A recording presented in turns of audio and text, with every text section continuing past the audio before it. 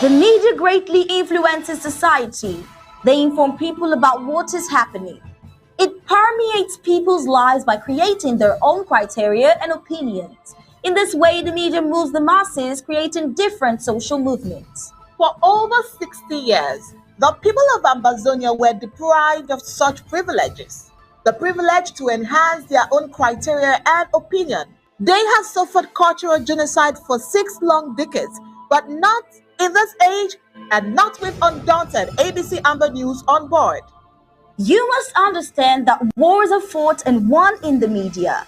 The speed of the revolution on Ambazonia's quest for freedom cannot be explained without highlighting the diligent use of the media. Franco-Cameroon colonizers, among other strategic moves, weaponized the media against Ambazonia for so long, and they continue to do so even today. The question would be, how much do the oppressed people of Ambazonia need to counter the media rage? Indeed, how much more is required to stop the genocide? The carnage in Ambazonia didn't start today. In 1961, 1972, 1984, and 1992, Ambazonians were slaughtered in huge numbers and help was not forthcoming. Why? Because the oppressor was the piper in the media.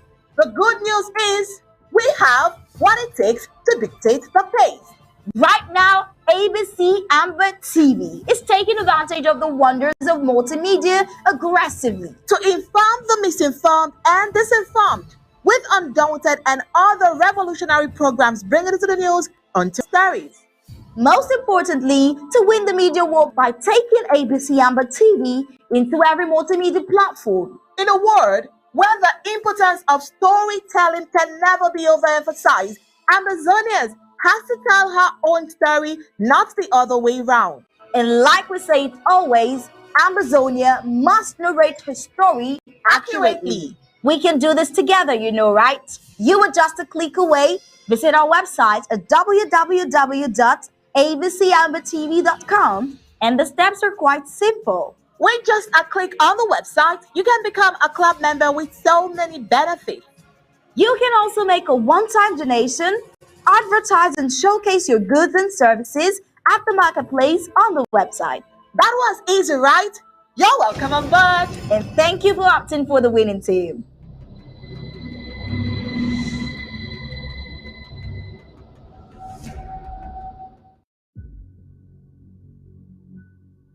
We the people, ABC Ambazonia Broadcasting Corporation.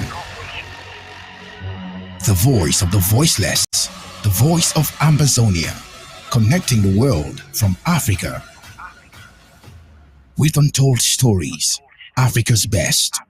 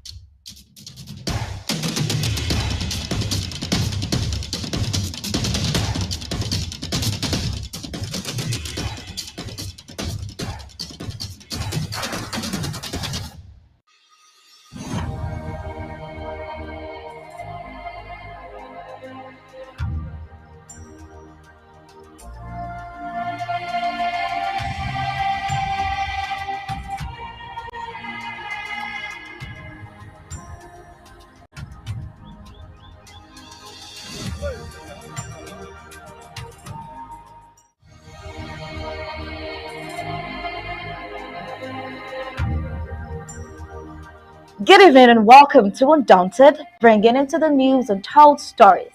I am Star Smart. Let's begin.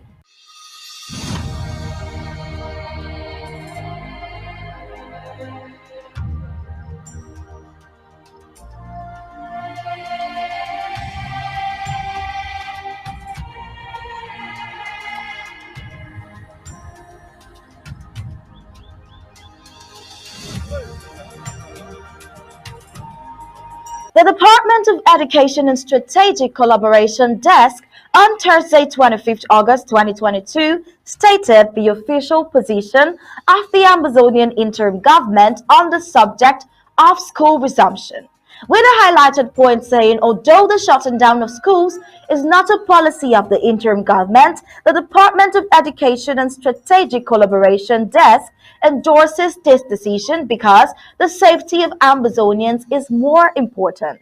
Saturday was one we all anticipated for as it was Ngoketunje's draft day. On Saturday, 27th August 2022, Ngoketunje County made Amazonia proud, drafting a whooping grand total of 72,460 US dollars.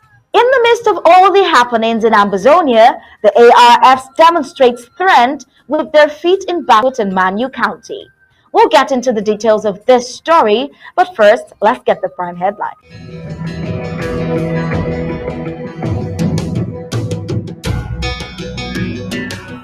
These are the prime headlines for today, August 29th, 2022. We'll start with the official position of the Amazonian interim government on the subject of school resumption. Analysis of the president's speech from Ngoketunje draft of Saturday, August 27th. Today we'll also look at Dr. Martin Mungwa's reaction to the Bami's unrealistic sponsored protest. Also, tea sector workers in agony as tea sector is collapsing. Today as well, we will consider the ARFs as they rekindle hope once again for Amazonians. And in sports, Anthony Manchester United agree €80 million deal for Ajax winger.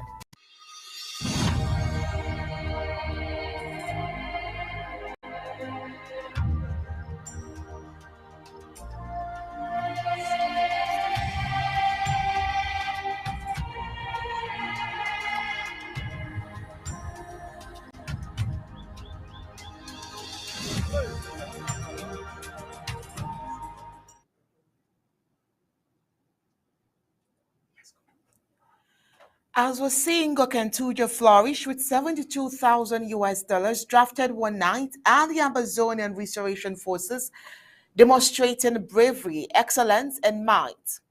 The colonial government schemes to enforce normalcy ahead of the UN General Assembly come September. The Amazonian Intelligence Bureau decodes the scheme and mechanism employed and says no way. In reaction, it would appear the Amazonian self-defense apparatus at the home front is on an offensive. That's impressive if you ask me, and this is where we begin the full briefings of Undaunted tonight. Good evening and welcome to this very special show. I am Onyi Obalance, and as always, I have here Stursmart. Stursmart, good evening. Good evening, Onyi. Ladies and gentlemen, once again, you're welcome. Amazonian Restoration Forces have demonstrated strength in recent days as the draft toward 22 gains momentum. The AR's rockets, IEDs in Sunday's attack against colonial government forces. In self-recorded videos, scenes at different locations could be seen in Bafoot, New York, and other places where the ARS were demonstrating bravery. In Bafoot, at least 3 government forces were feared dead as the members of Bafoot's 7 Qatar Restoration Forces used IED to blow off an armored car in a convoy. A pro-Amazonian platform, Scandi Media, reports that the rocket attack in Ngokuv was carried out by 5 different camps. In Ayumayok, Manu County, the Colonial Gendarmerie Brigade was attacked but the gendarmes, for fear of their lives, escaped. About 10 forces of occupation have died in 1 week in the Midland region of Amazonia. Reports say that 2 government forces and a member of a local vigilante were killed in Wat village in Dongamatun County on Saturday. That was just a few hours away from the Ngoketunje draft. The victims were on a bike heading to Umbot. Amongst them were 1 BIR element, a gendarme, and 1 vigilante who was the bike rider. All right, we have some highlights in this video except to watch.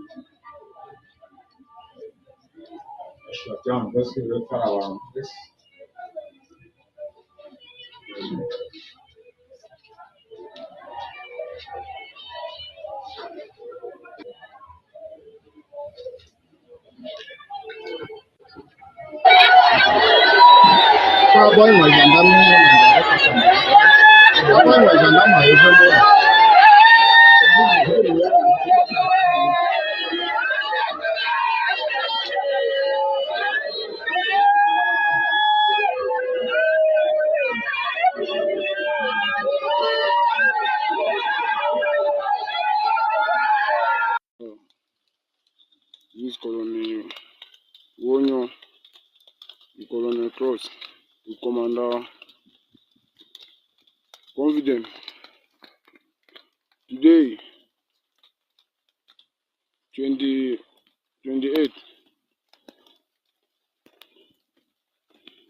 of August. Yeah. Una go hear makaka for here. And una go see am. Yes. Then they can up. Na go go so. Yes. Una dem this. Una dey look where we una go see am. Una go look where we una go see am. Una don hear. Una don see am. Na dem that. Una dey see am. Una dey see am. Yeah. Una don see am. Na dem this. Na dem this. I dey see am. I dey see all dem. Corona Onyo don do am.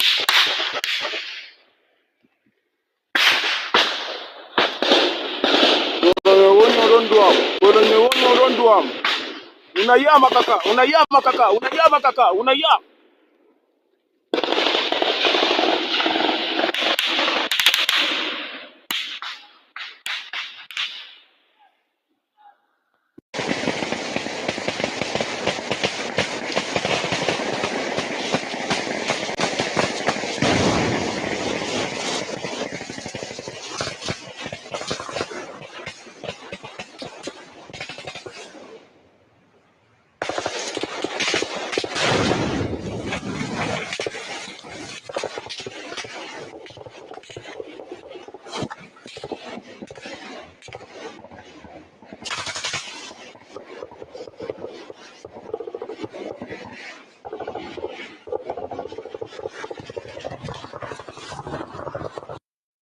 But I'm already here gone. So say never die.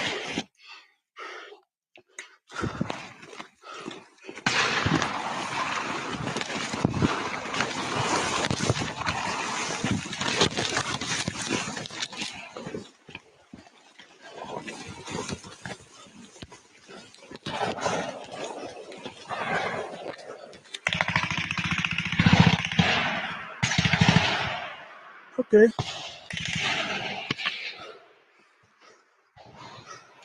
Now give them one something again.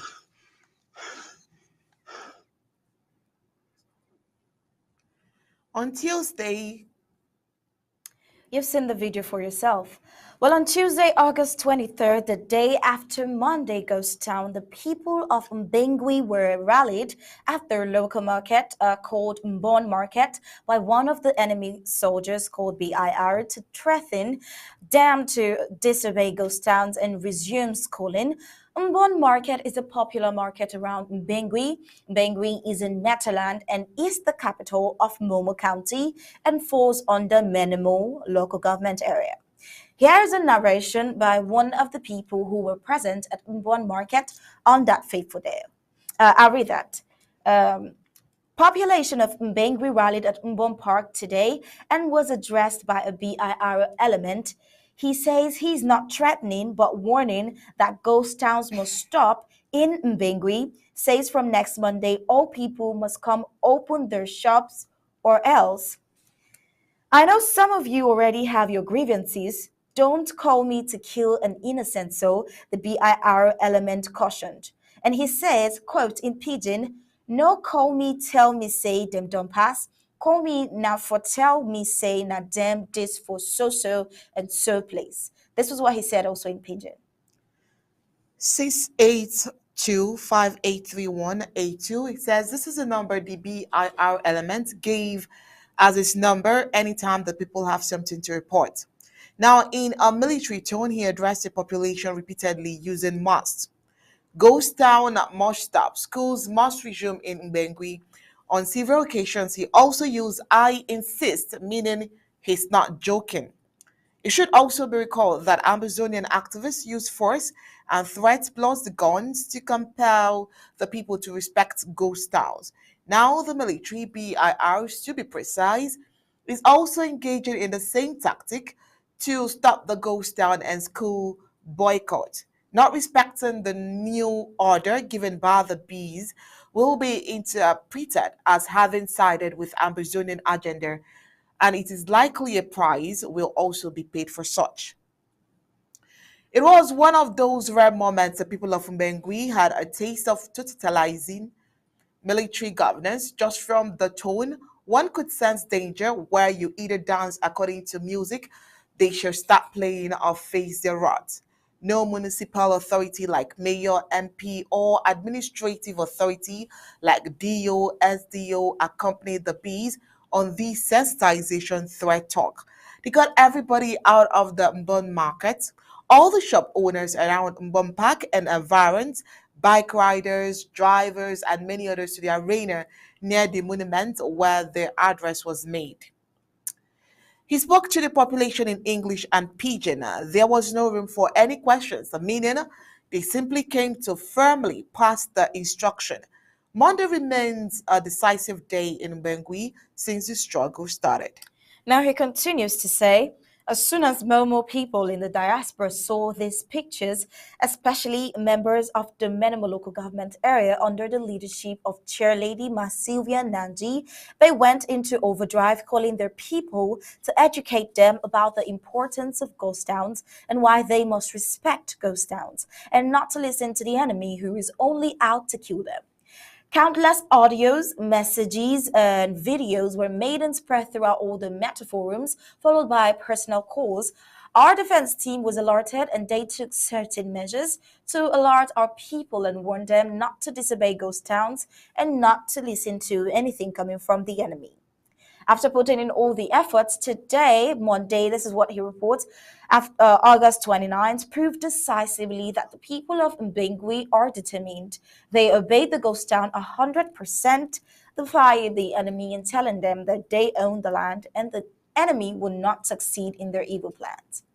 Now frustrated, the DO in Mbengui, who is a stooge for the enemy, gathered some of his mayors backed by the BIR elements and went to Mbon Market and sealed shops in retaliation to the people respecting one-day ghost towns.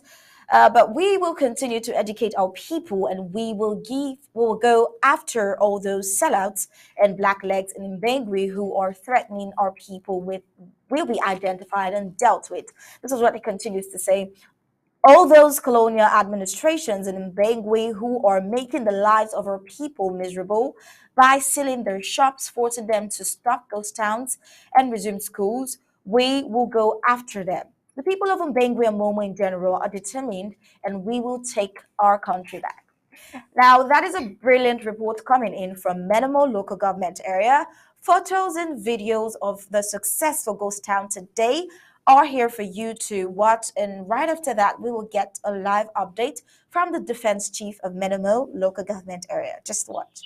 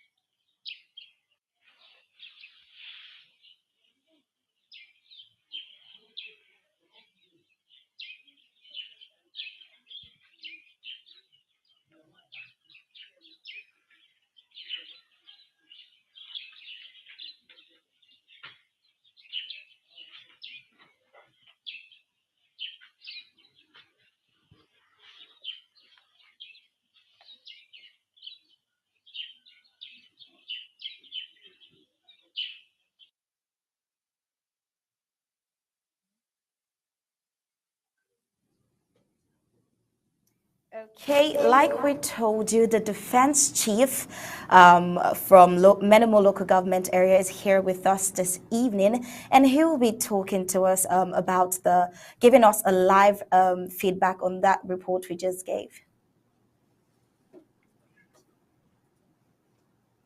Good evening and welcome. Oh, thank you, ladies. Yeah, just tell us what can you hear me? Okay, go ahead. Yeah, thank you for having me on. Good evening, good morning, good afternoon, good evening, televiewers. I think you just gave us a brief rundown of the activities, whatever happened in Bengue between the day of between Bengue and today. We did. Let me just start from. Let me just take it from Tuesday, where all of this. Let me take it from Tuesday, where it all started. It was Tuesday the 23rd when the the elements of the rapid intervention, as they call them, went into our markets, and they did bring out most of our people, our business people. They brought them out at gunpoint, because if you should go into the market brandishing a gun, asking people to come to a certain location to come and sit there and listen to you, we should assume that they were being brought out at gunpoint, and they took them to a certain monument that was just outside the market. When they got there, and let me just say it here, that same monument, about 2 months ago, there was a fighter killed. They got this guy alive, they killed him, and they hung him on that monument. I think that was some sort of trying to, intimidate, let the people know that if in this regime, this is what you will get.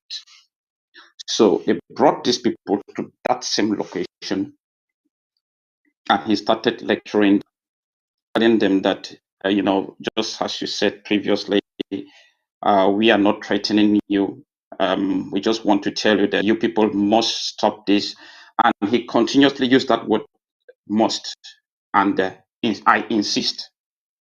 Those were the words that were coming, and it suffices for me to say that the tone of his voice more than threatening, and it make it known. He did make it known through the tone of his voice that people should stop respecting the ghost towns. They shouldn't respect the ghost towns again, and he told them that they should make sure that they go to schools. They should open their shops, and they should go. So a lot of people did see images that came out, and maybe they interpreted those images in their own ways, because an image can be interpreted in a thousand different ways, depending on how you look at it. So after a lot of Ambazonians looked at it, there was a lot of condemnation for the people of Bengue, not knowing that these people were brought there against their own will.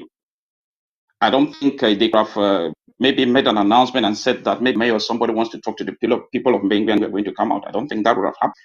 So he did talk to them at that occasion,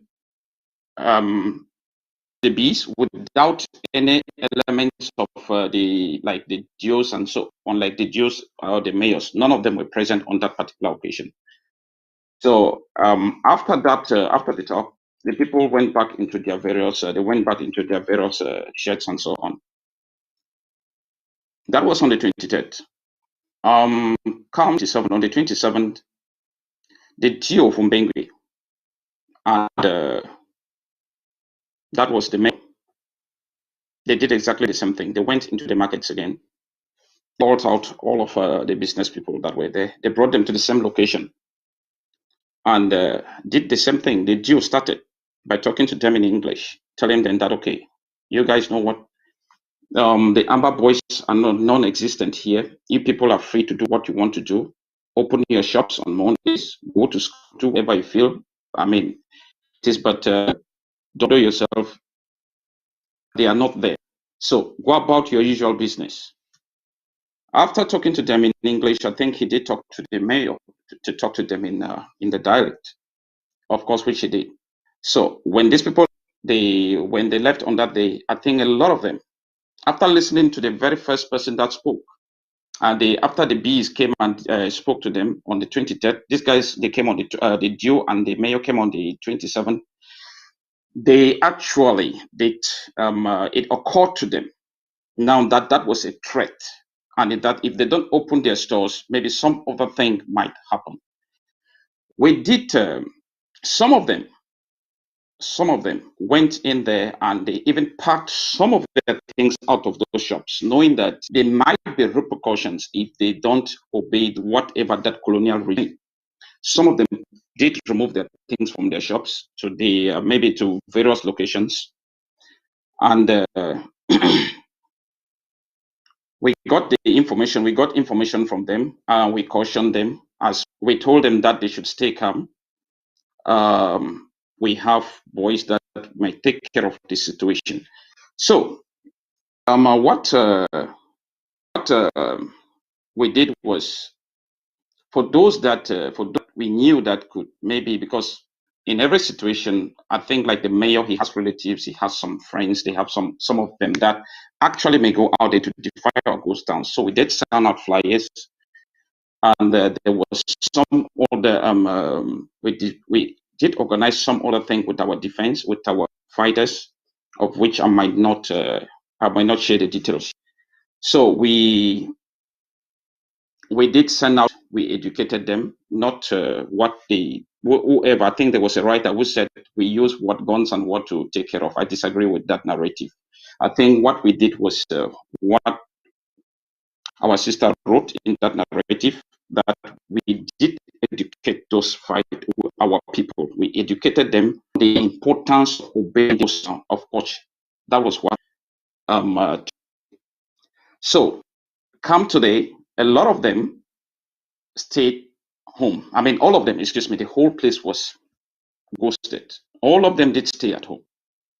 So the information we got was that the colonial deal did follow through with their threats, because they did say, if you don't open, there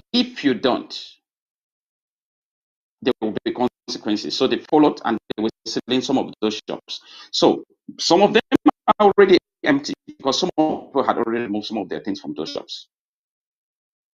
And as we speak, they are not certain. They don't know what tomorrow might look like.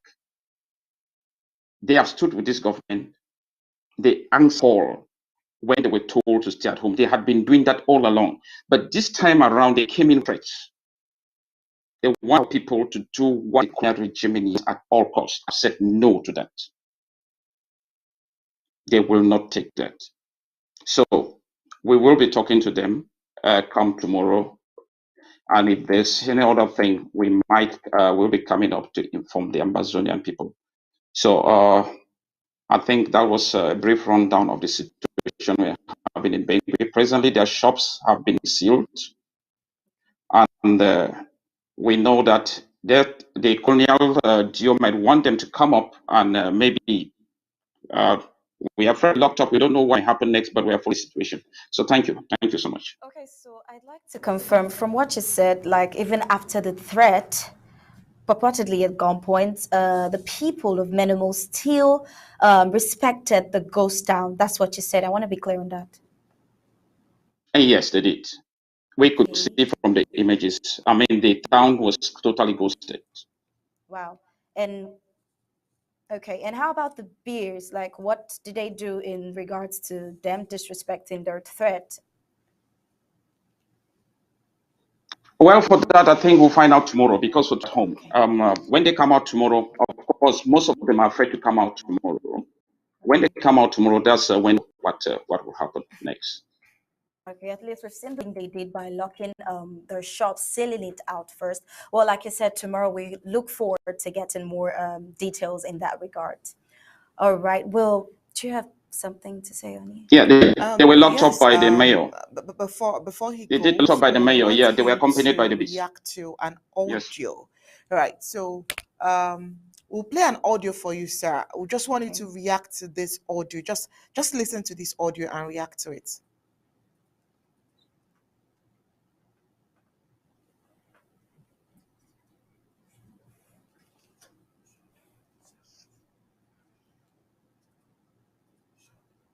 CRTV.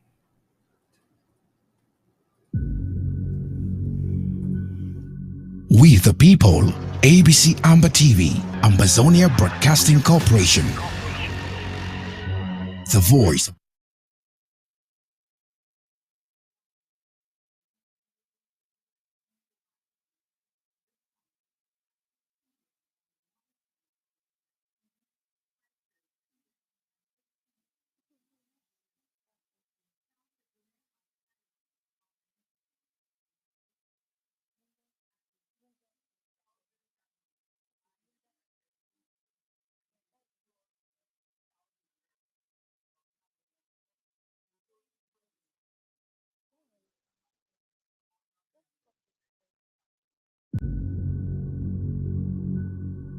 We the people, ABC Amba TV, Ambazonia Broadcasting Corporation.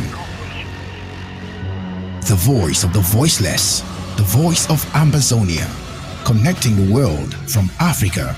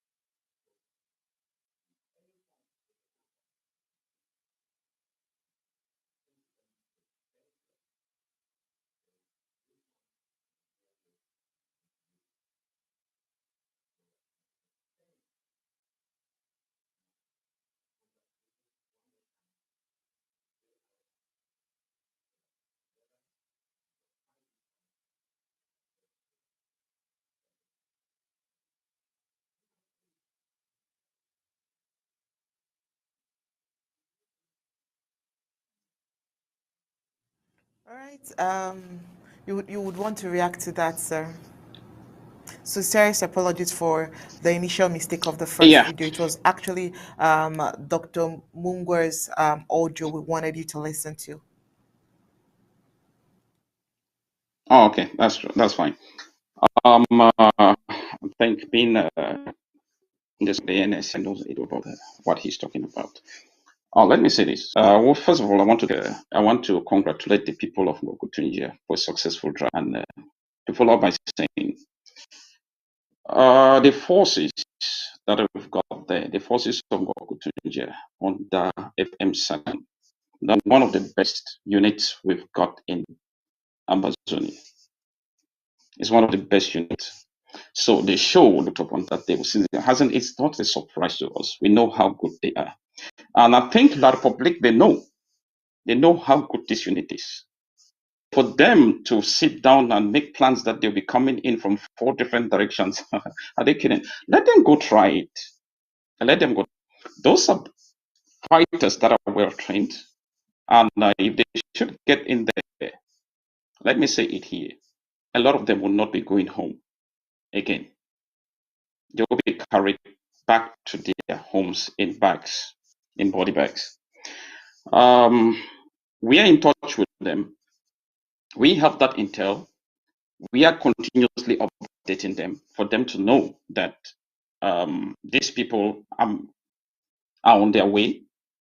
If only they were man enough to go there, they will be informed. We will keep them informed. So, and I will always say something. La Republic is no threat. The B forces are no threat to our ARFs. They'll keep on doing whatever they're doing. It is their landing in their turf. They are on their turf. So they come in using whatever means they want. But by the time they get there, they'll find that those boys, they are prepared anytime, 24 on 7. So let this message be passed over to the bees. Let the bees take note that whatever they are planning, we have the details of those plans. We always have them ahead. We always have the details as soon as they're done with those, with the planning or their meetings. And we'll use the details to the best of our advantage. It is either they follow us to the negotiating table and stop the bloodshed. It is their choice to make. We are fighting for what is rightfully ours. So I think there will be a program for this. I think I might end it there. But before I go, please permit me. Let me tell people of Minimal once more. I want to thank them. And let me just do it. Just permit me. Program bermeta na mia kabumet ni bazungam ni one interim government ga bena bo one interim government aye no chabaga tina miaka te kerna ana nuzoni na ba bena ban bok kawni bena ne kawne ya bonan ne chiche aye ba keranguni nebzoni ne ti inga gan woni inte boya ay gan ne tuma pe boya te briche berpan bonin yeguna berbina ne yena job of French a wongam bengwi kan gambin ba job ka kan gamra yamba job anje kayin ba bet to wonga zar sasi to zona ga yes sasi ba nyana te brizongun amin za chirangune te brizong abchin ba ga ne te zonkal ko se bo mi monji kar brizang zar sasi pomagana gamna ni chaba bezwete zenya ba to fi bijana bazani mbrazonun baga betam ba wani interim government wani be Dr. Sako So to na mi aka na ni zoni te bre be ne zechine to so bre aye timbre bon ba kera ngoni amina no mo odia woni jenga ni awoni actually what going to be one of the skipper to na mi aka. So thank you. I think that's what I'll leave it there for now. Thank you so much.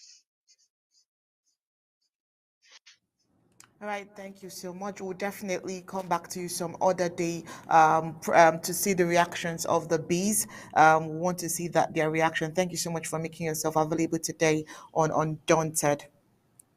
We'll go back to the news. Thank you.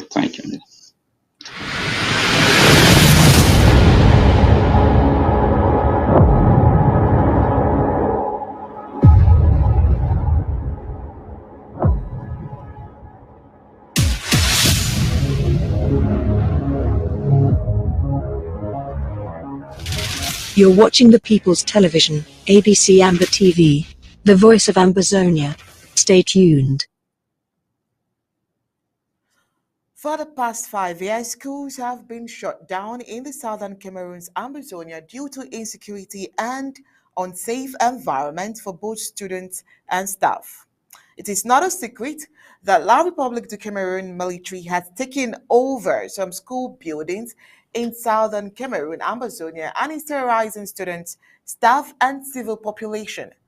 Although the shutting down of schools is not a policy of the interim government, the Department of Education and Strategic Collaboration endorses these decisions because the safety of Ambazonians is more important.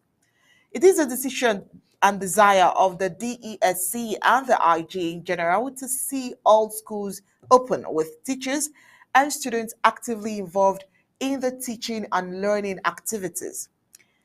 As has been the case in the past years, we reiterate that we favor school resumption once parents and school authorities are able to ascertain the security of the children and teachers. We want our children to go back to school. In fact, we would rather they are in school than they are in bushes and refugee camps. Now, however, with countless French Cameroon troops parading our streets, towns, and villages, breaking into homes and shooting and killing indiscriminately, the security and safety of our children and teachers are not guaranteed should they go back to school. The interim government of Ambazonia cannot declare at this moment that children should go back to school without the ability to guarantee their security and safety.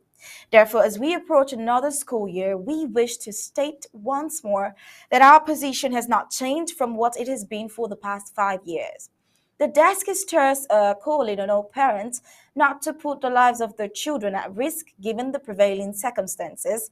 We once more call on the UN and UNESCO in particular to facilitate the reopening of schools in the southern Cameroons by bringing peacekeeping forces to instill security in our territory.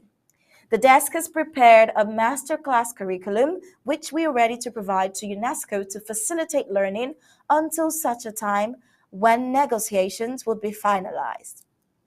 UNESCO has been doing this in some other war-ravaged places, and we hope that it will do the same for Ambazonia. We have some amazing personalities with us in Undaunted tonight that we would like to get their take on this particular case. Yeah, with us in the studio, we have the SOS for Department of Education, Professor B. Epote in the house. Would want her to come up and say something. We also have Dr. Elad Kizito, SOS Department of Foreign Affairs, also here in the house. And Mr. Tapadi King is also here in the studio to also comment on this. Remember, we started this conversation sometime last week where we were trying to speak on the importance of going back to school. Well, the SOS Francis Chi emphasized on the fact that it's just a ploy. It's not as if La République du Cameroon is interested in the school or the schooling of Ambazonian children. It's just a ploy to get them out and probably end them all out. Nijo also supported that motion by SOS Francis Chin, and by explaining that they are not really in support of Ambazonian education. I mean, we've been off for 5 years, so why now? All right. So I'm sure from the Secretary of State for Education, she has a thing or two to also add up while the technical crew is trying to ensure she comes on live. Mr. Tal, would you want to start off this conversation? We're having a bit of some technicalities here in getting Professor Epote here. You might want to start up this conversation.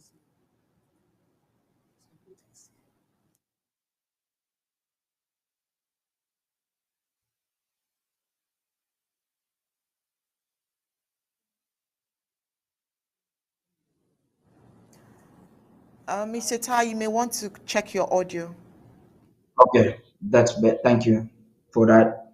Good evening, and good evening, Amazonians. I think it would have been better placed for us to have the Secretary of State for Education.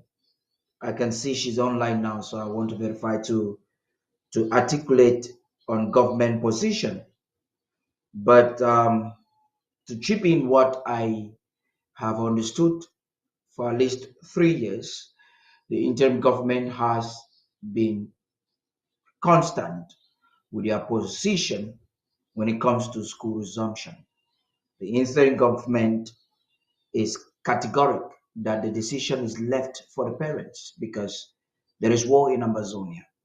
Every other platform is avoiding it, and they want to call it a crisis because of a reason we now know. They want to shift away from the question by addressing the root causes of the conflict between the former British Southern Cameroon, today Amazonia, and the Republic of Cameroon. That means La République du Cameroun. So they're avoiding the question, and so they would rather want to narrow it down to saying it's a violence, or saying that it is a crisis. No, it skipped a violence level and a crisis level in 2017. There was violence in September 22nd, 2017, when Mr. Biya's army killed about 400 civilians, harmless and armless protesters, peaceful protesters. They were on the streets with peace plans. And Mr. Biya's army slaughtered them with live bullets. We never saw that in Yaoundé and in Douala when Kamto and his militants were protesting. They used rubber bullets on them. But when it was Ambazonians, live bullets were used on them. And on November 30th that year, Biya stood at the airport and declared war. And the peoples of the former British Southern Cameroon, today Amazonia, have the right to exist. It is accommodated in international law that they have to live, they have to defend themselves before man and before God. It is their right for them to pick up weapons and exist, because La République du Cameroun does not have no right to slaughter them and to annihilate them. If Professor Ep is there, I would like you to indicate so that she can talk on government position. I'm talking from an activist perspective, and probably because I'm a commentator on this news platform. Like I'm saying, the interim government position on schools is very simple for all to. It has been written a couple of times on black and white.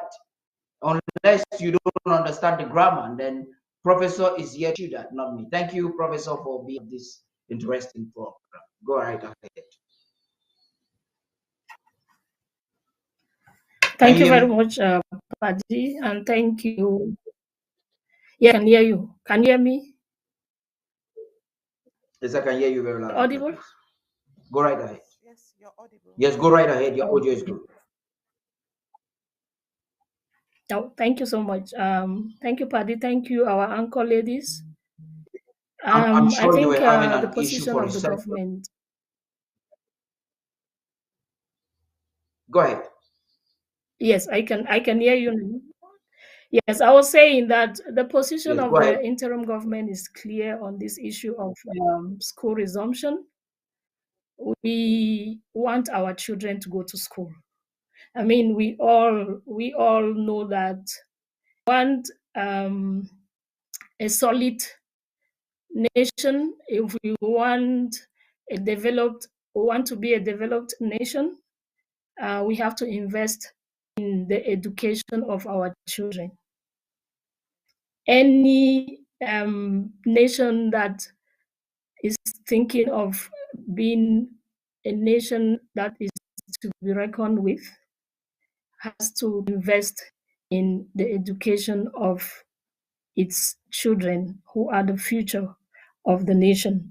So, of course, education is the backbone for development in any nation. And therefore, as Ambazonia, we are not taking the education of our children lightly.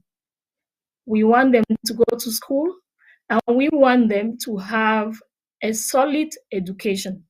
And I underscore the words because it's a matter of going to school. It's a matter of going to school and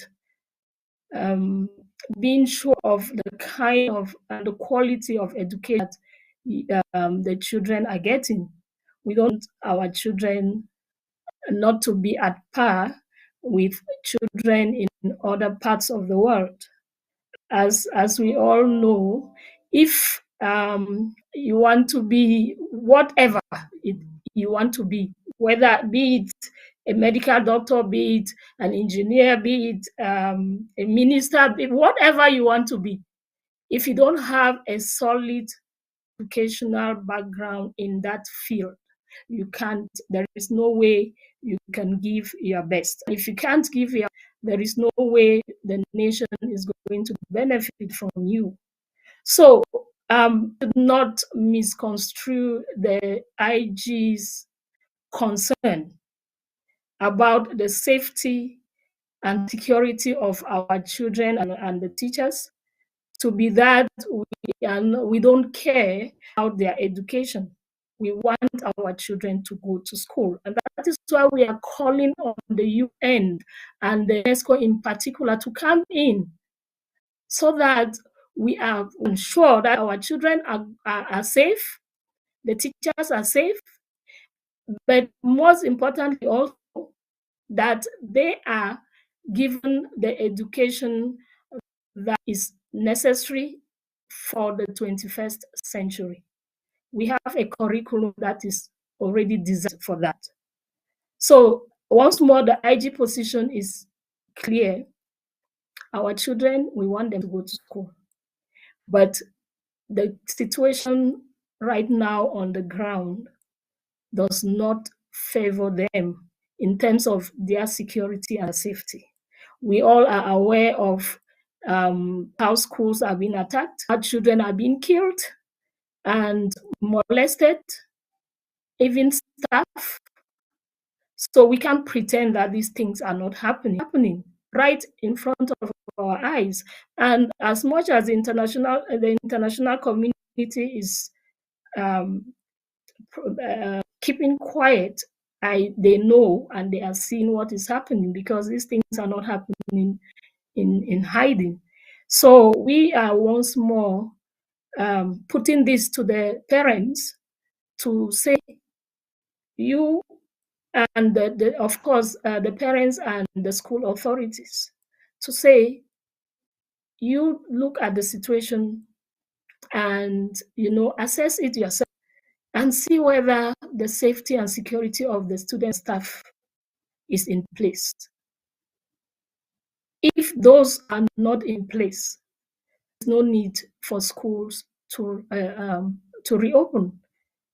If schools are open and then all the staff and students are killed, of what use is that kind of a school? So our emphasis is simply on safety and security, and we will emphasizing on that because that is what is more important to us as a. I hope that message is clear, and that those who are misconstruing our position and thinking that we don't have the interests of our children at heart, that we don't care about the education of our children, should see that this is not the case. In fact, the IG has gone to the end of encouraging community education, community schools, because we are interested in the education of our children. So we are calling on parents to look into the situation carefully, make a decision that will be of the best interest of their kids. I think that is what we have as the interim government. All Thank right. you. Thank you so much, Prof. Thank you so much, Thank you Prof. so much, Prof. Thank you so much for also coming on Undaunted. Sometime last week, we actually started this conversation. And Mr. Tai, you want to say something? All right, I'll come back to Mr. Tai there. Last week we started this conversation. We had Secretary for State for Defense, that's Francis Chin, and he made a comment. He said it's not about the education that they have now or the parents want them to have now. It's about the future. Now, when you were making your statement a few seconds ago, I actually got that captured in your statement as well. You know, when you are calling on parents to consider and have a rethink on what they want to do. School is about to resume, and so parents are very interested in getting their children back to school. Now, my question is this: as someone who is very versatile in learning, a professor as you are, who is very knowledgeable about education, how else would you what would you recommend these parents do instead of allowing them go out to school? Because from the Department of Defense, they've made it clear that security is not guaranteed if your child goes out. So that is clear. And you stated it here as a mother, first of all, and as someone who is interested in education, you have also stated it here that it's all about the security. It's not that the interim government is not interested in the education of Ambazonians in the home front, but their security is our paramount, is what we are paramount about here.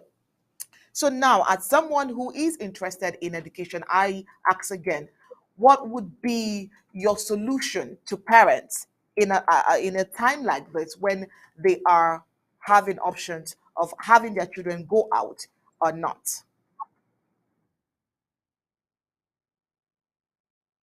Thank you, Oni. I think let me speak first as a parent before I start thinking of the professional part.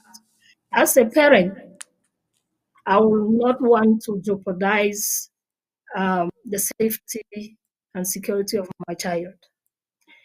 And what I will advise is that parents should give their children home education. Fortunately enough for us, the world these days has become a global world.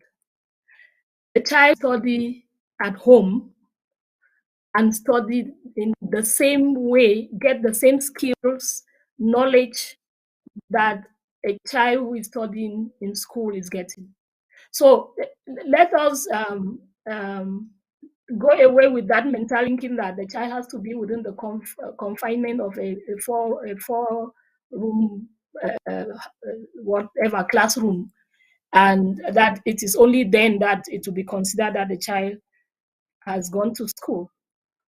If your children enrolled in online classes, there are online classes, get them enrolled. The money that you would have used to pay fees, use that money to get them a laptop, get them internet connectivity, and get them enrolled online.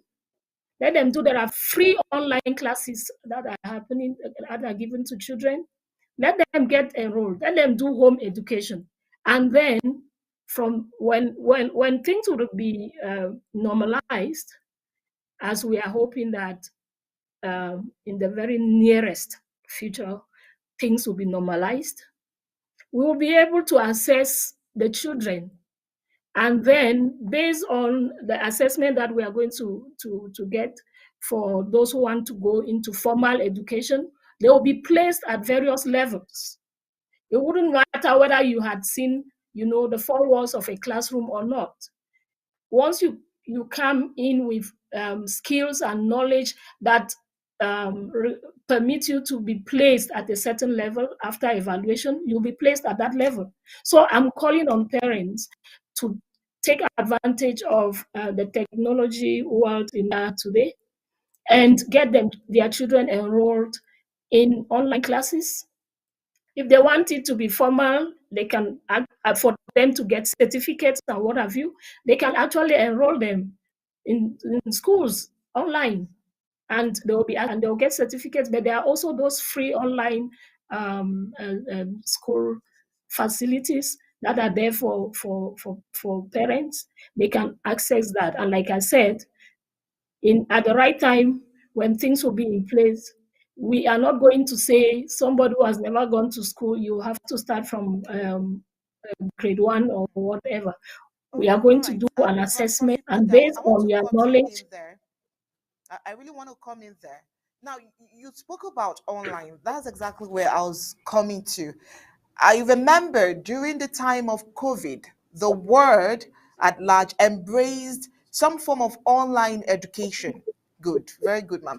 Now, when you talk about online education, is your department, the Department of Education, having now it's an idea that people can embrace. It's an idea we are throwing out to the home front to embrace. It's an awesome idea. Is your department trying to organize any form of online training, probably tutorials or something that can help them at the home front to manage the situation? Because we must provide a solution that can be sustainable. Online education is highly sustainable, especially at a time when the world is going global. So, is your department going to organize some form of tutorials to help facilitate this online training at the home front?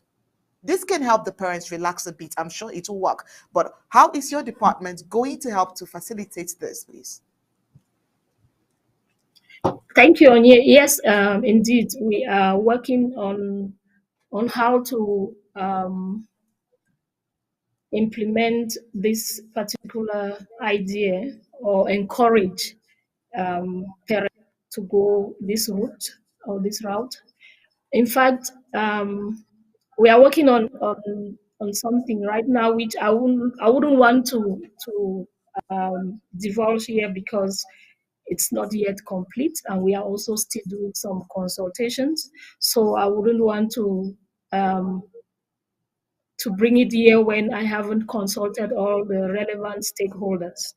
But the answer is yes, we are working on that, and we want that to be the alternative for now while we are sorting out ourselves.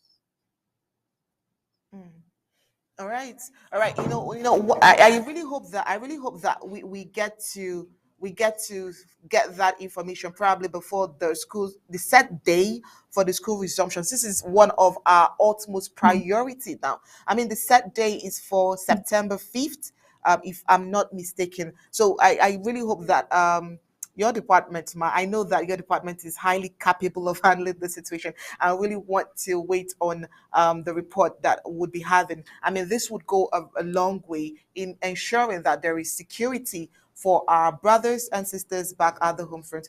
Mr. Tai, you want to make a comment or two? Let me make a comment on some Prof said sure in other form, and you people didn't really get it. Prof made mention on some things that were, I would say, they are hidden ends of what is written, but I believe that diplomats hear them and they understand. The question to ask now is why the insistence on schools at this time? Why are they, Cameroon or La Republique de Cameroon is so interested in Ambazonians educated?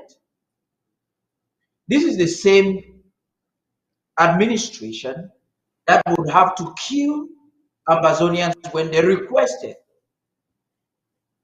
Ambazonians requested that they would like to have GCE. They were killed.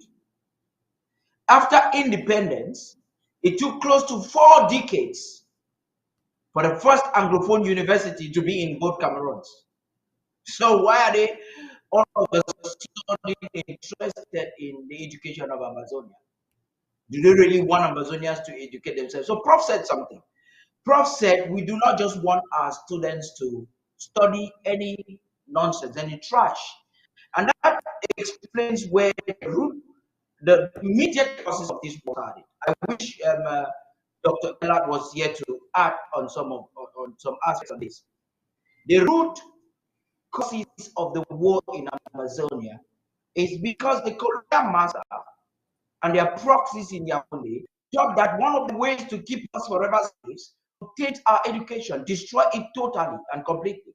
And they were masterminding the process of destroying our education. Now we have Dikintasan in jail today because as a head of the teachers trade union in Cameroon, he stood up to ask questions. But why are you changing our curriculum? Why will you send French teachers to teach English students? That is unheard of. Simply because teachers requested for change or a reform of the spoiled educational system. They were beaten, they were some detained. As we speak until today, the Kinshasa jail in Yaoundé, suffering torture every day and every night because he questioned what Yaoundé was doing for education. So Yaoundé is not interested in education. They're interested in brainwashing. It's unfortunate that I wrote the GCE an A grade in history. In history, I was a science student, but I never knew that the independence of the former British Southern Cameroon was voted on the 21st of April 1960. Who eliminated that? That was something that was to be told us. It was so simple for me to understand it. So why were they hiding it? Nobody ever will never want us to know that British Southern Cameroon had a government under EMN. So this information that they had to tell us in school, and that's unfortunate. It brings us to the video I hope you guys will in a few minutes, where Yaoundé is trying to bring in propaganda, and where a US diplomat is being a hypocrite. If that's the best description of what it is. Even before I comment, I would like those who are watching us to listen to that or can react, and then I'll react. Thank you.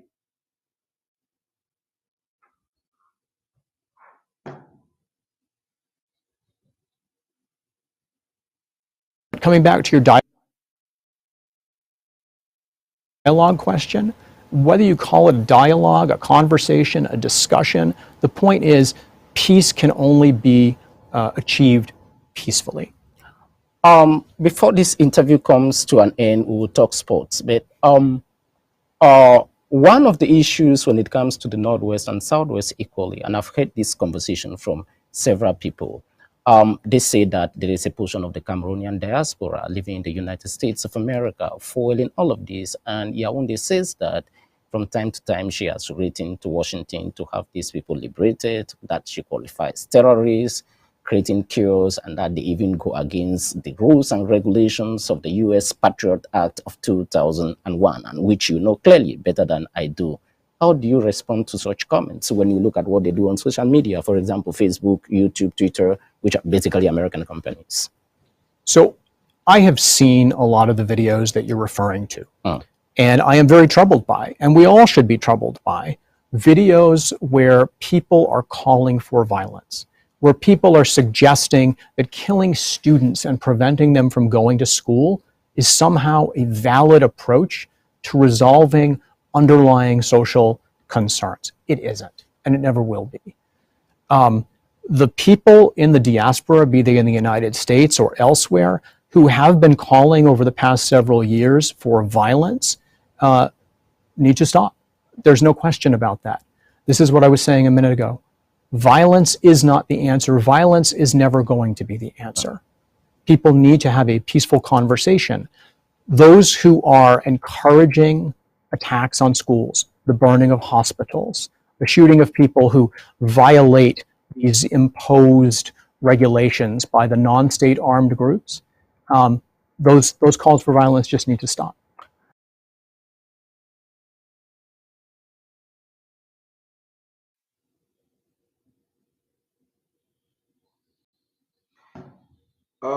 I think you were supposed to play this video and bring on the screen the anchor ladies, because they have to follow up every person that is talking and ask questions. I will not want to repeat that. Thank you very much for the video. I would like Professor Debo to react to that. I'm sorry, Professor Epote, to react to it. Thank you, Paddy. I think, you see, people shouldn't confuse individual opinion or mix individual opinion and the opinion of the interim government. There is freedom of speech. There is freedom of everything. Anybody has a right to stand up and say whatever they want to say and, do whatever they want to do, as long as they know that they will be accountable for their words and their actions. But if an individual says or does something, that should be taken to be position of the interim government or of everyone. So I want to disagree with the UN ambassador or diplomat, whatever he is. I want to disagree with him that it is not that the Ambazonians in America are calling for violence, because once you say that, the impression it gives is that the IG is calling for violence. I think one thing that we shouldn't forget, he knows if he calls himself a diplomat, and that he knows, he said own words that he has been seeing all the things, the view and what have you, which I want to believe then that he knows what is actually happening. And if he is to himself and to the people of Ambazonia, will know that the Ambazonians did not call for war. Ambazonians called for a peaceful negotiation, and they were denied, which is their right. They were denied this right, and not only were they denied the right, they were a war was imposed on them, and thousands and thousands and thousands of Ambazonians have been massacred under the watchful eyes of the international community, including who is sitting there and talking.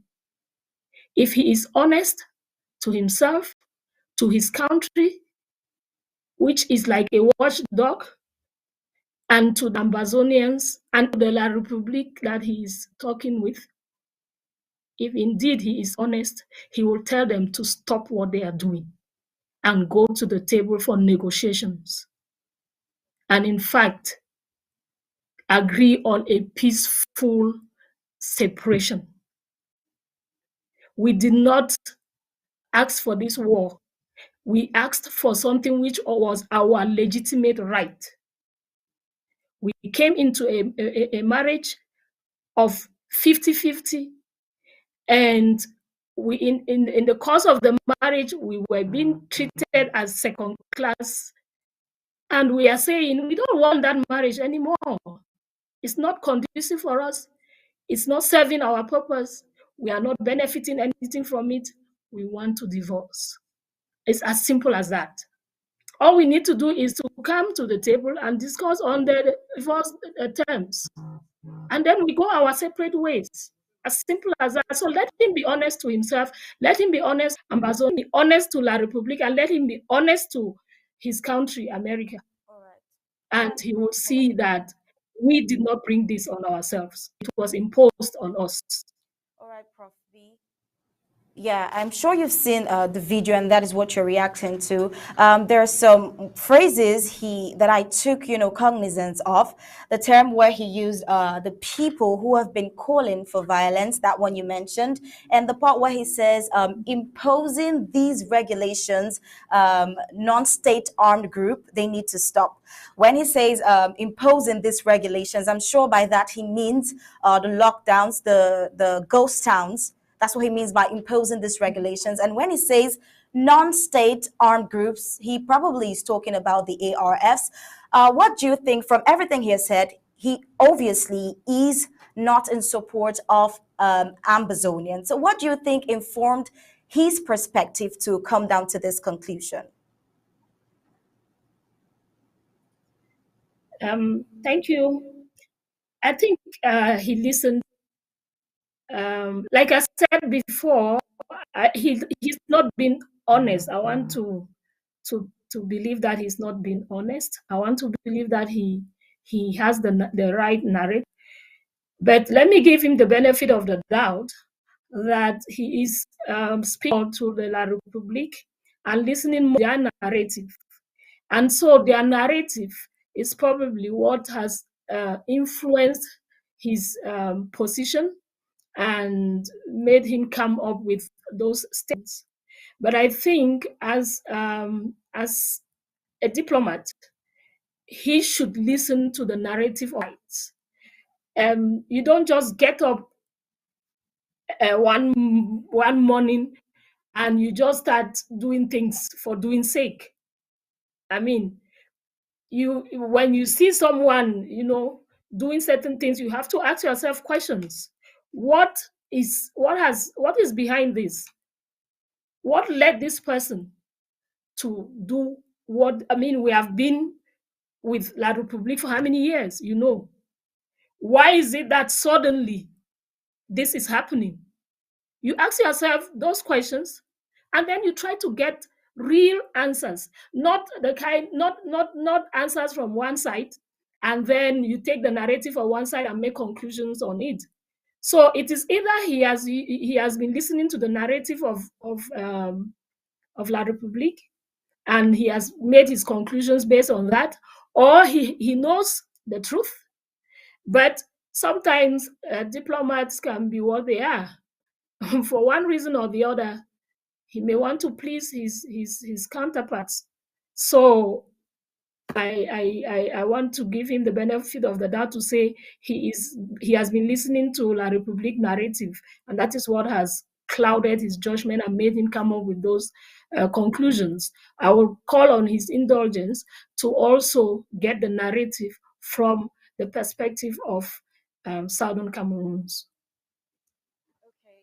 So from what you've said tonight, you're saying he has either been compromised somehow or hasn't properly given ears to Ambazonians, cry and everything that's been happening with them and their perspective and stand on what's happening. So what do you think? Because if an ambassador to Yaoundé is having this opinion, I mean, it means a lot of other people out there would be having same perspective who have not properly listened to the side of Ambazonia, and there's a whole lot more like that out there. What do you think, as a professor, what do you think Ambazonians can do to create more awareness and let the truth be told so people get to understand that they are the ones being victimized and not the ones calling for violence? Thank you very much, Star. I think you have nailed it there. We are the victim here, and we are the ones who are who need to be rescued. If let me use that phrase, and not La République. The way he's putting it, it is as if La République is the one that needs to be rescued from us, but it is the other way around. Like I said before, they are the ones who wage war on us. I mean, people who came out peacefully, and then you decide to bring arms on them when we had no arms. Now, it is possible that like I said, that they know the truth. Some people know the truth, but for some diplomatic ties, ever nature, they may not want to come out openly, but the truth will always prevail. That's what I know. The truth will always prevail, and we know that it is a matter of time before the world sees and stands. They have to stand up for Ambazonia. We don't want what happened in Rwanda to repeat itself, when people were being massacred and the world was just sitting and watching. And by the time they came to their senses, let me use that phrase, it was somehow too late. And we don't want to happen in Ambazonia, calling on the international community to please in. UNESCO, our children have to go to school. We need you to come in and make sure that this happens. And to respond directly to your question, what we need to do as Ambazonians for our narrative to be heard also, and for people to see things from our perspective, I think we need to intensify our diplomatic ties. And I think the SOS for Foreign Affairs is here. He will speak more to that. He has strategies that he has put in place and that he is implementing to make sure that our own narrative gets to the right international community.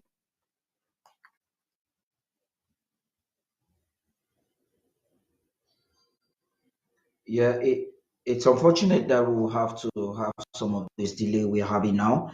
I want to ask Ambazonians that are watching that we do not have Dr. Elat. We're trying to connect with him. I don't know why he has not connected. Perhaps we're connecting with people from a virtual studio, and like Prof. Epote just mentioned, he would have been better placed to not necessarily to tell Ambazonians a strategy, but to give an update as to what we are doing to make sure that our story is understood rightly. Well, I really don't think that Ambazonia has not done what they're supposed to do to inform the world. There is a Swiss-led process that Cameroons are trying to undermine because Ambazonians did something and did what they were supposed to do to tell their story. And of course, the American diplomat in Yaoundé cannot have the audacity to question the Ambazonian cause. He will talk on trivialities. I would say that his comments is what you would rather describe as political dishonesty. It's like a doctor that sees a patient suffering from the effects of HIV, the scabies on the body, everything, and then ignores the virus and concerned with the consequence of the virus that has invaded you.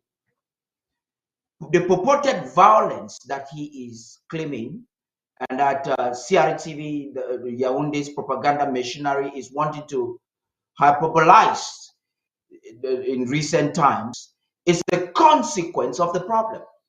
And they keep talking about violence and crisis. They do not want to call it a war, because when you talk about a war, you're going to look at the root causes of the war. While we're talking, you girls just on what has happened with this in Bafade, Umoja, and it's happening in Bui, it's happening in Koketuja. Now they pretentiously don't want to see this. You've just given a report with colonial administrators on the ground intimidating Ambazonians that are going out for a civil protest. What is a civil protest? Now he's talking about a peace of going about things. How on earth can Ambazonians be peaceful for choosing to stay back at home to say that their land has been occupied? Come and listen to now. Violence is not from the Ambazonian camp, it's from La Republique's camp. Violence started that lawyers were dragged and beaten. Violence started when our sisters were raped in Boya for announcing a protest in the campus in Boya University.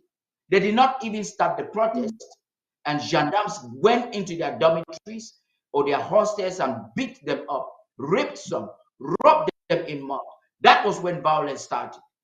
Violence started when peaceful protesters went out on September 22nd with peace plans because they wanted to be heard, and they were killed. About 400 people were killed one single day. Violence started when a baby was picked up from where my dad was born in Kendem and fried in palm oil. That is when violence started. And this so-called US diplomat should be ashamed that he's representing the United States of America, because he has ignored the fact that Cameroon will be some Sawyer on camera. That's when violence started. A limb that could not walk and a trained army behead him on camera. That's ISIS. It is hypocrisy. It is fraud for you to ignore an army that has been oppressing a people for 6 decades, and you talk about violence because you want normalcy. The UN General Assembly is coming up in a few days, and you're fidgeting and jeering. They want to tell the world we can accommodate the situation, and that is the strategy of France.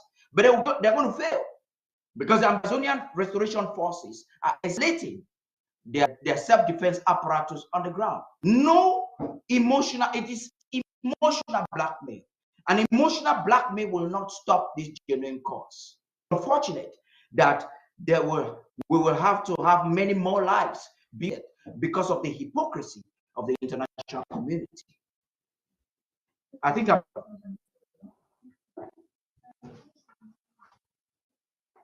please. I would want Professor Ipote to say her last words as we move forward in the news today.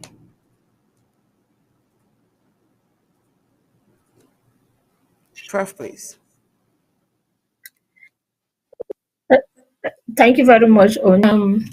I think I would just want to once more reiterate that we want our children to go to school.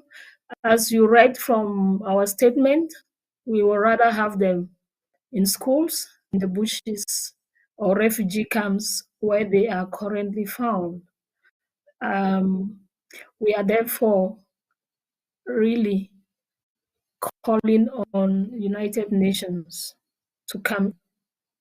If UNESCO is out to make sure that to guarantee the education of children, then this is a time for them to implement their mandate.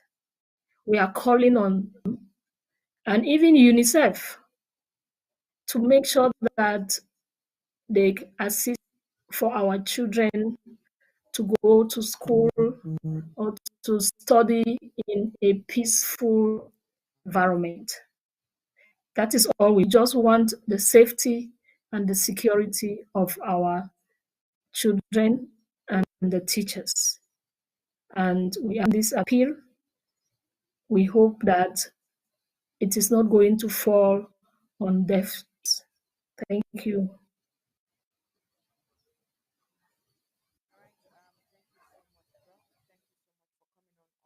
Tonight. All right, fellow Ambazonians, we go on with the news right after the break.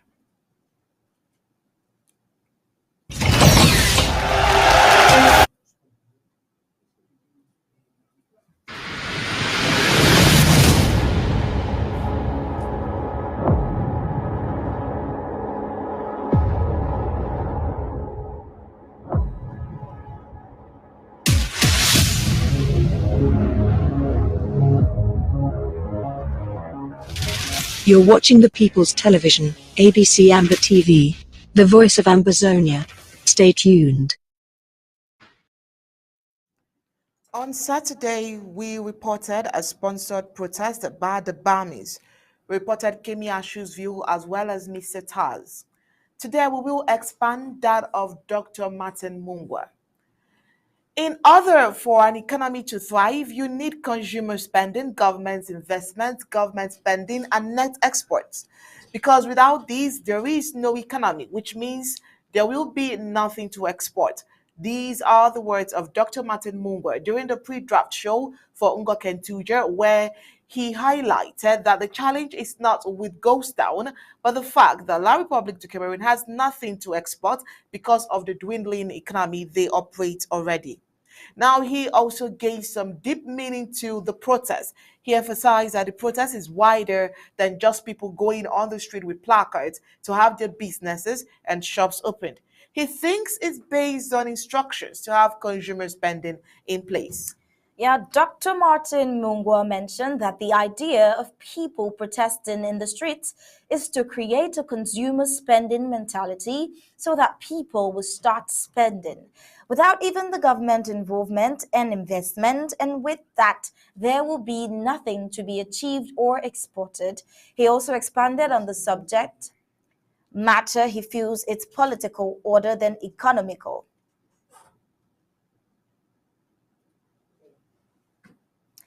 Dr. Mungwa believes that La Republic du Cameroon's interest is to create support, which is only a joke. He narrated that the idea of creating seaports is to have consumer spending and, most importantly, networks, but says there is nothing to import and Amazonians should not be fooled. Well, he says the creation of Victoria Seaport will never happen because there's no money to import and no goods to export. He says, in his words, says you must have strong manufacturing base to have value-added products and export, to have hard currency. He clearly explained that La Republic du Cameroon has no idea on how an economy is built. He also highlighted that the state of the roads should be a major factor, and this move by BAMIS is also a push from the World Bank. Let's hear him. Protest in Bamenda for businesses open.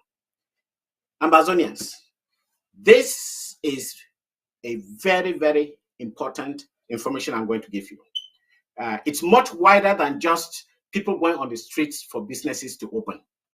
It goes all the way to the instructions that have been given to the BIA government on investment, because this is not just Ambazonia, it's the entire La Republic, and they want to engulf us in the problems that they've created for themselves in the past 10 years or so. In order for any economy to thrive, you need consumer spending, you need investment, you need government spending, and net exports. So the whole idea about trying to revive the economy is only to make sure that they have consumer spending in place. Because without consumer spending, without investment, and without government consumption, there will be nothing to export. On the other side of it, you've heard a minister talking about, I think I read it yesterday, breaking news, they want to open the Victoria Seaport. This is a big joke. And why is it so? If you take Kribi has about 100,000 tons of capacity. It works, I think it operates at 10% its capacity, and it has a yearly profit of 3.8 billion francs CFA. You have Douala, remember, Kribi is about, 5 to 10 years old. You have the Douala Seaport, which is 140 years old, and brings in a profit of about 9.8 billion francs CFA. And now you want to create another port in Victoria with a capacity of 100,000 tons. So you spend all your money importing. We create seaports so that we can have consumer spending, we can have investment internally, so you can have value-added products, and then those products will be exported in order to have reserves for you to be able to import materials. But we are all putting this sort of theater to give the impression that we are going to import. You are going to import what? What money do you have to import? This is a gimmick. And let Ambazonians not be fooled. As early as yesterday, BIA has announced that Cameroon plans to cancel agreements for projects with abnormally long turnaround times. What does that mean? I think the World Bank has discovered that when projects have long turnarounds, it gives the opportunity for government officials to steal that money. You heard it from the horse's mouth. He says economically, it's useless because Crimea and Douala is having a total of 13 million francs CFA. He says it's highly irrelevant because there is no one and nothing to service. There is no need to have a third seaport in Victoria because they only want to sap from southern Cameroon's Amazonia. He says it's a gimmick and nobody should even believe it. No seaport because there is no industry for exports. On his part, the Vice Chair of Ethics Commission, Dr. Tom Ndula, also stated that the idea of drafting is to enable the ARFs finish the job, to enable the interim government fight and restore the independence of Amazonia. Meanwhile, we have a video of Sagon here. Just watch.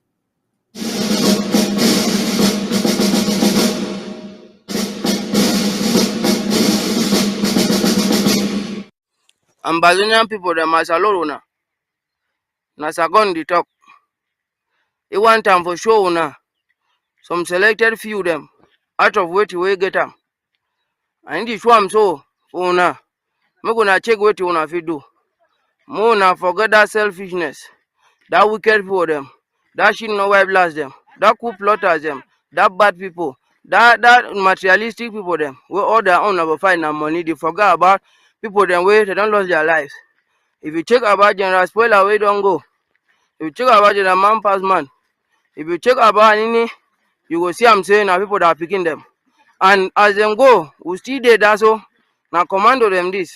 Una see na General the only brother for corner. He talks to me, Sagon wait, make it show Ambazonia then wait where you get them. Una look am fine. Na second batch this, we don't move am. Una look am. Una look am, una go see am. He say no, he want to make Ambazonia them then see am say people them there for ground. Inside in go kutunja, picking them there, they don't decide and they don't decide. They don't swallow na stone. Yeah, una see am, and them be this. Una look am. Commander Bamungo them there. Una look am fine. Una see. Then the back. Saturday na day way. Then give a jury outing them whether the draft. If the back una say muna draft, so that do her. They go fit buy material them for the people then go una see us and they empty hands. So una see them and them be that. So Ambazonia for them. Wait you then the back too na prayers. And now one up. Make all we do together. Mr. President, the Commander-in-Chief, Dr. Sako Samuel Lekome, the Vice President, the Speaker of the Interim House of Representatives, members of Cabinet, county coordinators and LGHS, distinguished ladies and gentlemen, on behalf of the Ambazonian Restoration Forces, the ARFs of Ngokutunja County, I wish to welcome the Commander-in-Chief and his delegation to Ngokutunja, the land of plenty. Mr. President, the ARFs are eager to hear from you. They believe and trust in your vision and mission. We, the ARFs, have dedicated all we have to defend homeland. Over the years, we have improved our ability to defend our communities gearing towards Boya. However, we still have many challenges that slow our capacity. Our war materials, the sick, the wounded, the fighters are just a few of our pressing needs. We come before you today to assure you that we will continue to fight till our entire territory is free. We are calling on Ambazonians of goodwill to support us by drafting, as your draft will go a long way to defeat our oppressors. Support us to win this war. We have the manpower and capability to defend our people. However, I want all Ambazonians to take note. A draft is compulsory, and those not contributing will face tough times down the road. We, the ARFs, have pledged our lives for the cause. Therefore, all must support the war till the end or deal with citizen arrest due to non-compliance. To sum up, We, the ARS from Kutunja County, will continue to do our part, while our brothers and sisters, especially those in the diaspora, should support our efforts. Let me also remember our people and heroes who have given their lives. We have General Spoiler, may his soul rest in peace, General Man Passman, the Wicked Master, General Trouble, General Unknown, and even Anini, who have paid the ultimate price with their lives. We want to thank the people of Ambazonia for your kind and continued support. Long live the Federal Republic of Ambazonia, short live the struggle. Hail, hail, hail is our glory, with the Amazonia, pledge and loyalty. Praise the Son and Savior who granted us our freedom. Allegiance to the hero who bought this land with your blood. Glory to glory, who rise and never to fall. Yeah, in our nation, for him we make our money. Glory, glory, glory to the Father for making a nation and joy forevermore. Ambazonia, land of freedom, you shall live in plenty, meeting our need. And your children shall be like the stars above. The Most High God be the watchman of his nation. Amazonia, land of freedom, you shall live in plenty, meeting our need. And your children shall be like the stars above. The Most High God be the watchman of his nation. All right, you can see how valiant they are. You can see how agile they are, ready to do what they are supposed to do. All right, Mr. Tao, you want to react to the draft on Saturday? I mean, Ngoka and Tuja made us really proud. Yes, actually, I will react and I'll do it very briefly. Nijo is with me on phone now, so I would like you to actually increase my volume because he's on phone to participate in this discussion. The best I would say right now is congratulations, Gokitunja. I want to personally and particularly congratulate FM Field Marshal Sagon for his capacity, his maturity and responsibility, his ability to organize in spite of the chaos. Ngogetunja and Bui are one of the counties that are not just being attacked aggressively by internal forces planted by La République du Cameroon, but the entire nation of Cameroon is concentrating their energy right now in Gokitunja. You have heard for yourself the audio of the SOS and his reaction. You will know that Gokitunja is the boiling pot, and Cameroon is trying to dismantle. To just say something last so that Nijo can make his contribution. He's connected now on phone. You realize that this kind of organization and hope that comes to the people of Ambazonia always comes when Dr. Sarko is involved. He started in 2018. There was people on social media that have been in the struggle for 30 years. They were creating chaos all around the place, bringing Photoshop images and no results on the ground. When Dr. Sarko came into the scene, the entire self-defense apparatus of Amazonia was restructured, and we saw results. On and on again, we've seen it. Now, they use the same people to dismantle the in. They will come up with so-called unity, whereas it's a mechanism to disunite, kill. The unity warriors alone have wasted more than 50 million restoration in just less than 4 months, and that's unfortunate. That's really bad news. You ask yourself, what was the objective of unity?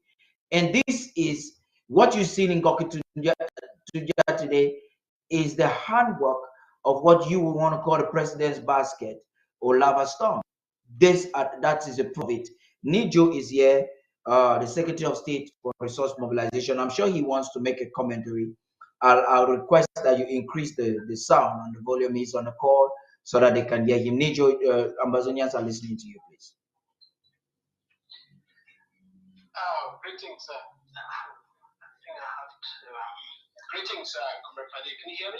Yes, I can hear you, but I would like to be sure that Ambazonians are also listening to you. So perhaps the studio can just increase your volume. Okay. Thank you. Go right ahead. Ladies start and Oye, can you hear me? I'm sure they can hear you, sir. Oh, okay. I was just going to check that. Greetings, Ambazonians, and greetings to your entire team there, Comrade Fadi. I just hope that you can hear me. We can hear you, SOS Nijo. Go ahead. Brilliant, ladies. Thank you. And of course, before I say one or two things, I'll give our traditional 21 salute to all the vibrant areas, particularly those of Mokotunja who are flying the flag as high as possible. Amazonians, I'm going to say hello to all of us, but the comment I'm going to make is a big point with me to share my disappointment with you, having listened to a diplomat from the US. I'm going to make 4 points, which I hope he is watching videos, as he says he has watched videos, unless he selects videos to watch. And he has watched the video that just played about Mokotunga areas. I hope he can add that to the list of the videos he watches. The very first thing I would say is our diplomat needs to recognize that he is an ambassador to two distinct countries with two distinct cultures. One speaking French and another one speaking English. At the moment, his comments are in favor of his current host, French side of this country where he has stationed. He needs, as Comrade Paddy said in his previous comment, do a bit of a history of Cameroon to know that they completed independence in 1960 and Amazonia then their own independence in 1961, voted by the UN, and the votes are there, the counts are all recorded. He is an ambassador to two distinct people, two distinct groups of people. It just happens that one of them is hosting him now, and if his comment, certain comment in favor of one is not a very professional way to look at this. He proposed that he has watched videos with violence. He also forgets that a war was declared on people in October 2017. And that is the source, the reason why he's now watching videos with violence. He forgets how this violence all started. So we need to remind him whatever violence he's watching on videos started when the war was declared on us in 2017. And he says that the diasporans in the US, particularly mentioned US, who are supporting this violence. And let me just remind our diplomat, and I know this better than I do, that the UN Charter has self-defense as a right, a human right. If you stay in your house and somebody comes to attack you, you have a right to defend yourself. And so the Ambazonians, the US, are not committing any crimes. No. We are supporting, we are sponsoring self-defense. People out of Ambazonia to commit any crimes of any war. We stay in our homes and one. Any person who comes to our home to attack, to kill us, to rape people, our women, just, Comrade Paddy made a long story of it, a long talk about this. I don't want to go down there. But those are the people who come and provoke us, and our diaspora, particularly in the US and all over in Europe, we put our heads together as a people, as Ambazonians, to defend our own country. So we are, whatever violence is watched, we are defending ourselves, our people who are being exploited, and we just hope that he can understand what we're going through. And all our strategies are focused on Ambazonia. We have not committed any crime. We have not gone beyond our boundaries that are international. Right, and one of the favors we're going to seek, and that will probably be my very final comment that we're going to seek from the diplomat, is that he needs to stop the Republic from invading our territory. He also needs to advise the Republic to join us. If the ambassador doesn't know that there is a platform set in Switzerland now expecting these two countries to meet there, and that one of these countries is supposed at laying go to this meeting, if he can inform and invite them and educate them to attend this meeting, then the violence that he's advocating for, that saddens him, would end automatically. So that would be my last recommendation and an appeal to the diplomat to please, Mr. Diplomat, if you can speak to your current host to stop invading our land and join us on the negotiating table. And I remember you talking about dialogue. I think we've gone past dialogue, Mr. Ambassador. We now need to negotiate. Comrade Fadi, I just hope that you would extend my congratulations to previous speakers. Our Secretary of State for Education, who doubles as the chairperson for KLC, and also doubles as the chairperson of the House of Chairs. She is such a vital piece in the IG, and thank her and pass on my congratulations for her brilliant presentation this evening. And of course, previous speaker Temple, my colleague, I know him very well. He probably doesn't remember me, but I know him very well. Congratulations for the services here.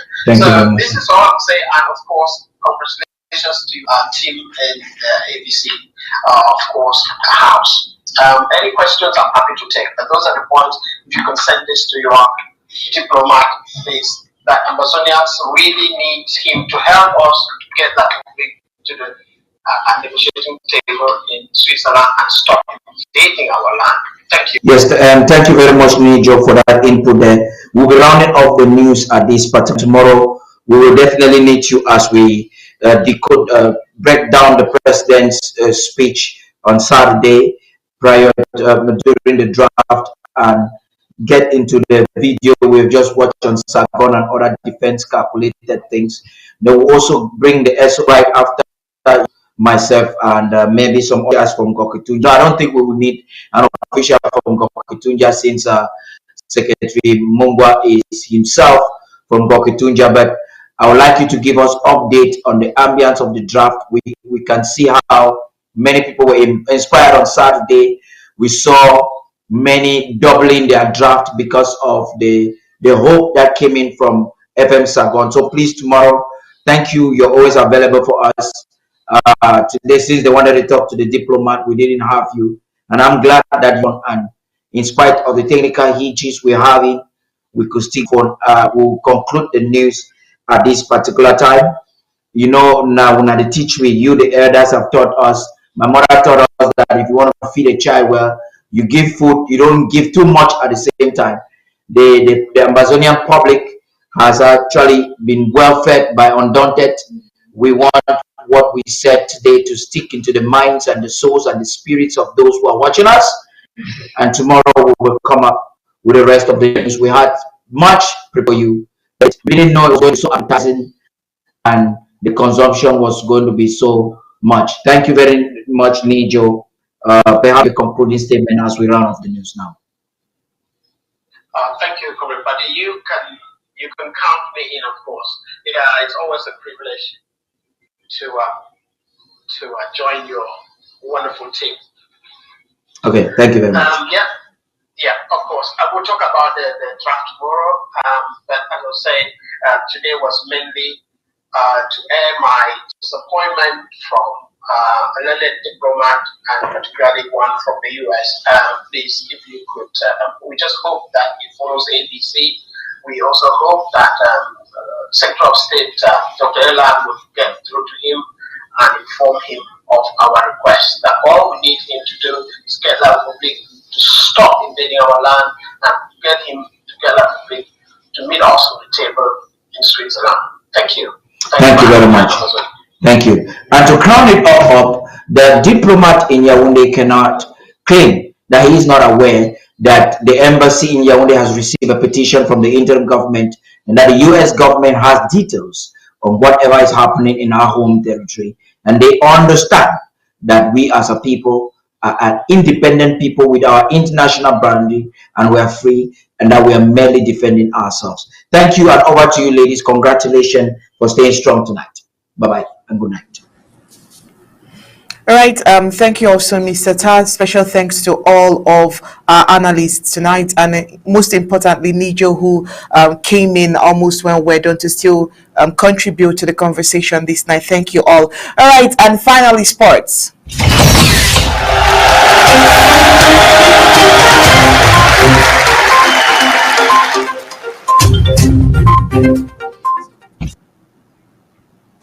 Manchester United have agreed a deal with Ajax for Brazil winger Anthony. It is understood United will pay an initial fee of 80.75 million euros with a further 4.25 million euros in add-ons. The 22-year-old is due to arrive in Manchester to complete a medical within the next 48 hours. Anthony would become Manchester United's joint second most expensive signing alongside defender Harry Maguire. The 89 million pound paid for Paul Pogba remains the club's record. Well, Gab Ellison has more.